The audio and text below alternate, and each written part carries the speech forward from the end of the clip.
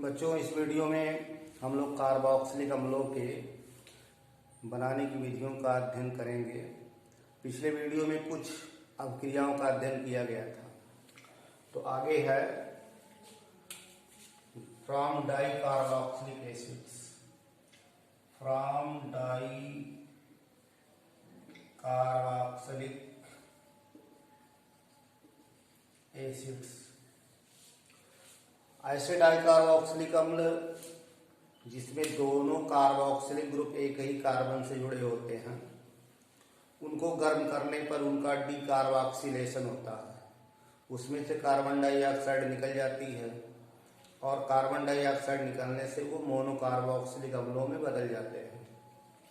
तो 1,1 di carboxylic अम्लों को, जिसमें कार्बोक्सिलिक ग्रुप एक ही कार्बन पर पाए जाए दोनों, ऐसे डाई कार्बोक्सिलिक अम्लों को गर्म किया जाए तो मोनोकार्बोक्सिलिक एसिड बनती है।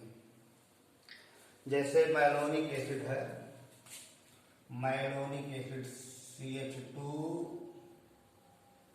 और इससे 2 कार्बोक्सिलिक ग्रुप जुड़ा है।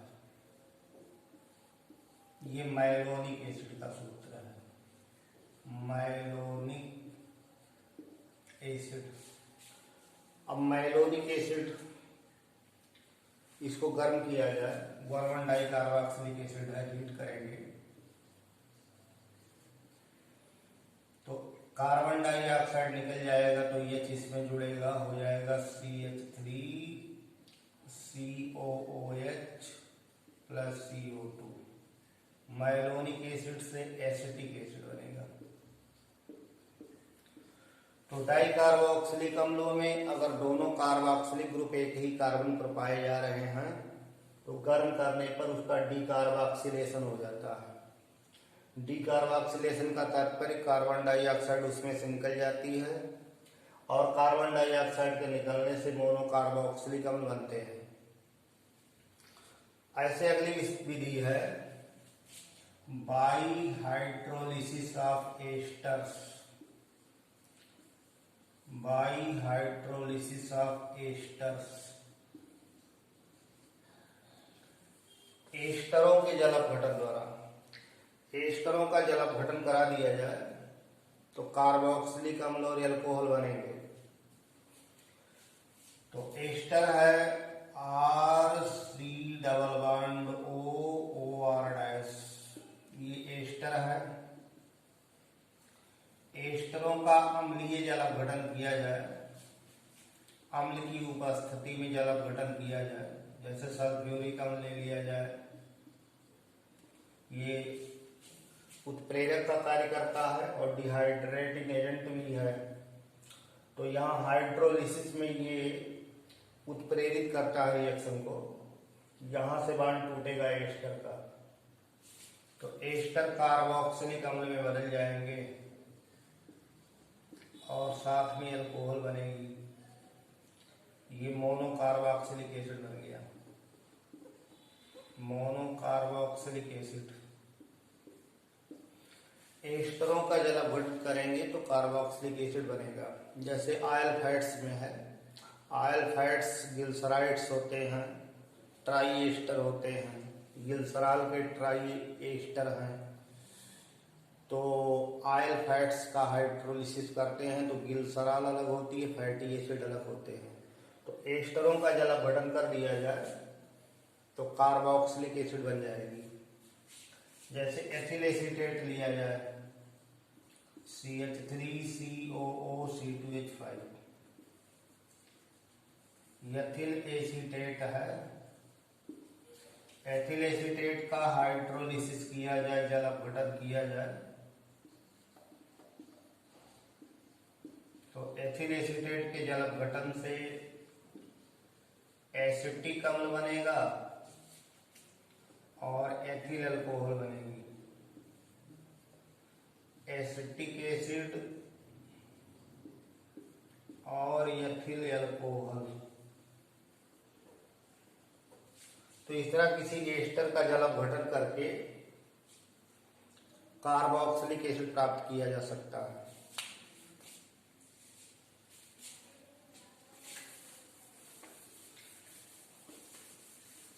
ऐसे अगर कोई ट्राई हैलोजन डेरिवेटिव है, जैसे एल्केनों के ट्राई हैलोजन डेरिवेटिव्स का जल अपघटन कर दिया जाए तो भी कार्बोक्सिलिक एसिड बनते हैं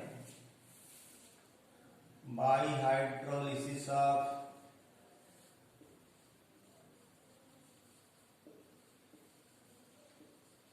ट्राई हैलोजन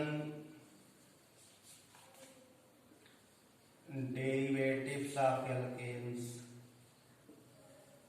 एल्केनों के तिर हाइलोजन व्युत्पन्नों के जल अपघटन द्वारा। अब तिर हाइलोजन व्युत्पन्न जो है, जैसे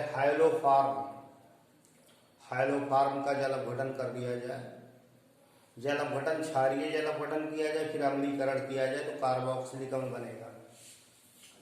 जैसे क्लोरोफार्म है, क्लोरोफार्म CHCl3 है,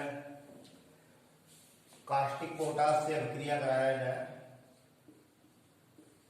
कास्टिक पोटास से, तो तीनों हाइड्रोजन परमाणु विस्थापित होंगे, 3 OH वहां आएगा, तो HCOH OH OH 3 OH हो गए। अब एक कार्बन पर अगर एक से ज्यादा OH है तो वहां से डिहाइड्रेशन होगा, जल काणु निकलेगा। तो इसमें से जल निकल जाए, जैसे OH और H निकल जाए तो बचेगा HCOOH, यानी फार्मिक अम्ल हो जाएगा। लेकिन फार्मिक अम्ल मिलता नहीं, क्योंकि माध्यम क्षारीय है, इसलिए साल्ट मिलता है, यानी इसका न्यूट्रलाइजेशन हो जाएगा। तो न्यूट्रलाइजेशन हो जाएगा तो साल्ट मिलेगा, पोटेशियम फार्मेट मिलेगा। अब अगर फार्मिक एसिड चाहिए तो यहाँ इनऑर्गेनिक एसिड से एसिडिफिकेशन कर दिया जाए तो फार्मिक अम्ल मिल जाएगा। तो ट्राई हैलोजन डेरिवेटिव्स का पोटेशियम हाइड्रोक्साइड द्वारा क्षारीय जल अपघटन करा करके पुनः एसिडिफिकेशन किया जाए, अम्लीकरण किया जाए तो कार्बोक्सिलिक अम्ल मिलेंगे। जैसे इस रिएक्शन को ऐसे भी दिखा सकते हैं शॉर्टकट में, 3 KOH और 1 KOH, 4 KOH खर्च हुआ है, इसको ना दिखाया जाए तो रिएक्शन होगी CHCl3 प्लस KOH। अब सीधा बना देंगे, पोटेशियम फार्मेट 3 पोटेशियम क्लोराइड और 2H2O। अब पोटेशियम फार्मेट बन गया। अब इसको एसिडिफाई किया जाएगा, अम्लीकृत किया जाएगा, तो पोटेशियम फार्मेट का एसिडिफिकेशन करेंगे तो फार्मिक एसिड मिल जाएगा। तो इन दोनों पदों को एक साथ लिखेंगे तो दिखाया जाएगा कि क्षारीय जल अपघटन हुआ तो साल्ट मिला, साल्ट का एसिडिफिकेशन किया तो एसिड मिला। इस तरह ट्राई हैलोजन डेरिवेटिव्स का हाइड्रोलिसिस करके कार्बोक्सिलिक अम्ल प्राप्त किए जा सकते हैं। तो इसको जनरल ऐसे लिख सकते हैं, RCH3 tri halogen derivatives of alkanes, एल्केनों के तिर हैलोजन व्युत्पन्न और इनका कास्टिक पोटास द्वारा जल अपघटन कराया गया। यहाँ से पोटेशियम हाइड्राइड बाहर हो गई और यहाँ साल्ट बना लेंगे, कार्बोक्सिलिक अम्ल का साल्ट बन गया, और एसिडिफिकेशन कर देंगे तो कार्बोक्सिलिक अम्ल प्राप्त हो गया और यहाँ पोटेशियम क्लोराइड अलग हो गई। तो इस तरह इसको एक लाइन में दिखाया जा सकता है कि ट्राई हैलोजन डेरिवेटिव्स का क्षारीय हाइड्रोलिसिस किया तो साल्ट बना, और इस साल्ट का एसिडिफिकेशन किया तो मोनोकार्बोक्सिलिक एसिड बन गए। ऐसे बनाने की आगे की विधियों में जैसे एमाइड्स होते हैं, एमाइडों का जल अपघटन कर दिया जाए by hydrolysis of amides, by hydrolysis of amides, एमाइडों का जल अपघटन द्वारा। एसिड एमाइड CONH2 अगर कार्बनिक यौगिक में पाया जा रहा है CONH2, तो CONH2 एमाइड क्रियात्मक समूह को निरूपित करता है। आगे एल्किल जोड़ दिया जाए तो RCONH2 समूह के यौगिक एमाइड कहलाते हैं। एमाइड बड़े शीघ्रता से हाइड्रोलाइज हो जाते हैं और हाइड्रोलाइज होकर के कार्बोक्सिलिक अम्लों में बदल जाते हैं। तो RCONH2 एसिड एमाइड है। एसिड एमाइड का जल अपघटन कराया जाए, इसका जल अपघटन हाइड्रोलिसिस करेंगे तो कार्बोक्सिलिक अम्ल बनेगी। अब ये NH2 इसमें CH पाएगा तो अमोनिया के रूप में निकलेगा। तो अमोनिया इस अकार्बनिक एसिड में जुड़ जाए तो अमोनियम क्लोराइड हो जाएगा। तो एसिड एमाइडों का अम्लीय जल अपघटन किया जाए, एसिडिक हाइड्रोलिसिस किया जाए तो मोनोकार्बोक्सिलिक एसिड बनते हैं। ये एसिड एमाइड है, एसिड एमाइड, और ये मोनोकार्बोक्सिलिक एसिड है।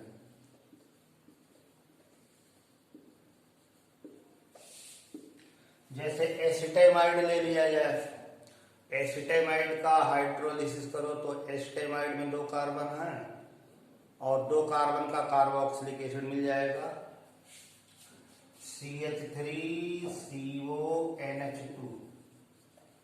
एसिटेमाइड ऑन हाइड्रोलिसिस जल अपघटन करने पर देती है एसिटिक एसिड और अमोनियम क्लोराइड, एसिटिक एसिड बनता है।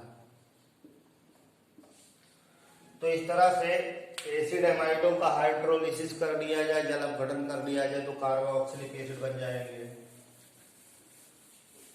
तो ये महत्वपूर्ण विधियां हैं कार्बोक्सिलिक अम्ल बनाने की। ऐसे जो एसिड हाइलाइट्स होते हैं, जो एसिड हाइलाइट्स होते हैं, उनका भी जल अपघटन करके कार्बोक्सिलिक अम्ल बनाए जा सकते हैं। बाई हाइड्रोलिसिस ऑफ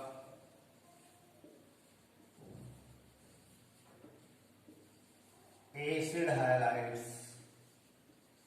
अम्ल हाइलाइडों के जल अपघटन द्वारा अम्ल हाइलाइडों का जल अपघटन कर दिया जाए तो वो कार्बोक्सिलिक अम्ल में बदल जाते हैं। एसिड डेरिवेटिव्स जो भी हैं अम्ल के व्युत्पन्न, चाहे वो एस्टर हो, चाहे एमाइड हो, चाहे अम्ल हाइलाइड हो या एसिडियन हाइड्राइड, ये सभी हाइड्रोलिसिस करने पर कार्बोक्सिलिक अम्लों में बदल जाते हैं। जैसे RCOX, ये एसिल हाइलाइड है, एसिल हाइलाइड या अम्ल हाइलाइड है। एसिल हाइलाइड का हाइड्रोलिसिस कर दिया जाए, जल अपघटन कर दिया जाए तो ये कार्बोक्सिलिक अम्ल में बदल जाएगा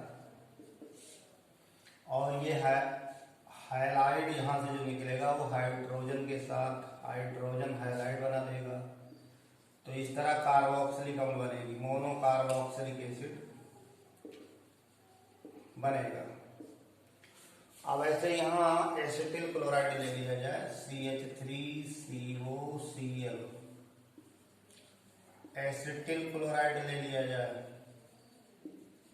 तो एसिटिल क्लोराइड का जल अपघटन करेंगे, हाइड्रोलिसिस करेंगे तो एसिटिक एसिड बनेगा और HCl बनेगा।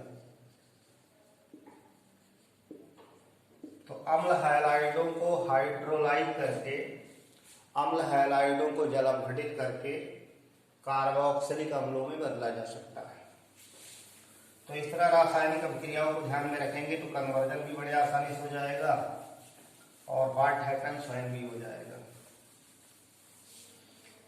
ऐसे फैट्स और ऑयल जो पाए जाते हैं, जैसे वनस्पति तेल, वनस्पति घी, ये सब एस्टर ही होते हैं। तो बाई हाइड्रोलिसिस ऑफ फैट्स वसाओं के जल अपघटन द्वारा, वसाओं के जल अपघटन द्वारा। तेल और वसाएं एस्टर होती हैं। गिल्सराल का उच्च वसाअम्लों के साथ बने ट्राई एस्टर होते हैं जिनको गिल्सराइड कहते हैं। तेल और वसा में इतना सा अंतर है, जो वनस्पति तेल है वो साधारण ताप पर द्रव होगा, उसमें असंतृप्त गिल्सराइडों का अनुपात ज्यादा होगा। वसाएं ठोस होती हैं, उसमें संतृप्त ज्यादा होते हैं। इसीलिए तेलों का जब हाइड्रोजनीकरण या कठोरीकरण करते हैं तो वनस्पति तेल वसा में बदल जाते हैं। तो तेल और वसा रासायनिक दृष्टि से दोनों एस्टर ही हैं और दोनों का जल अपघटन करेंगे तो गिल्सराल और फैटी एसिड मिलेगा। जैसे गिल्सराइड ट्राइस्टीरेट है CH2OCO C17H35, ऐसे CHOCO C17H35, CH2OCO C17H35, ये गिल्सराइड ट्राइस्टीरेट है, गिल्सराइड ट्राइस्टीरेट है। और इसका हाइड्रोलिसिस करेंगे, जल अपघटन करेंगे तो वसा जल अपघटित होगी, फैट जल अपघटित होगा तो फैटी अम्ल मिलेगा और गिल्सराल मिलेगा। तो गिल्सराल का फार्मूला है CH2OH CHOH CH2OH, ये गिल्सराल हो गया और इसके साथ फैटी एसिड मिलता है, जैसे यहाँ मिलेगा स्टीयरिक एसिड, ये स्टीयरिक एसिड है। तो इस तरह तेल या वसाओं का जल अपघटन करके वसा अम्ल प्राप्त किए जा सकते हैं, कार्बोक्सिलिक अम्ल प्राप्त किए जा सकते हैं। तो ये विधियां हैं कार्बोक्सिलिक अम्ल बनाने की। अब इनके कुछ गुणों का अध्ययन किया जाएगा।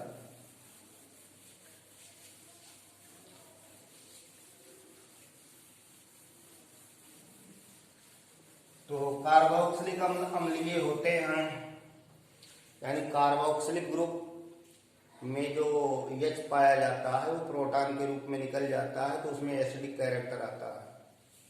तो सभी अम्लों की भांति जो कार्बोक्सिलिक अम्ल है, ये भी नीले लिटमस को लाल करेंगे, ये आयोनाइज होते हैं तो कार्बोक्सिलेट आयन देते हैं और H+ आयन देते हैं, यानी विलयन में H+ आयन देंगे ये। अब जो है ये कार्बोक्सिलेट आयन ये अस्थाई होता है, इसमें अनुनाद होता है, यानी जब ऋणायन स्टेबलाइज कर जाए, अस्थायित्व प्राप्त कर ले तो प्रोटॉन स्वतंत्र हो जाएगा। अगर ऋणायन में स्टेबिलिटी कम पाई जा रही है तो प्रोटॉन को अपने संपर्क में बनाए रखेगा। तो कार्बोक्सिलिक अम्ल ज्यादा अम्लीय होते हैं एल्कोहलों से, फिनालों से। उसका कारण यही है कि इनके आयनन से जो कार्बोक्सिलेट आयन बनते हैं वो अनुनाद के कारण अस्थायी होते हैं और अनुनाद में दोनों जो रिजोनेटिंग स्ट्रक्चर बनती है पूरी इक्विवेलेंट होती है, माने समतुल्य संरचनाएं बनती है। जैसे कार्बोक्सिलेट आयन की संरचना ये है। अब इसका अगला रिजोनेटिंग स्ट्रक्चर बनाया जाएगा तो बनेगा RCO पर माइनस और यहाँ डबल बॉन्ड हो, तो ये दोनों इक्विवेलेंट हैं। इनका रेजोनेंस हाइब्रिड फॉर्म बनेगा RCOO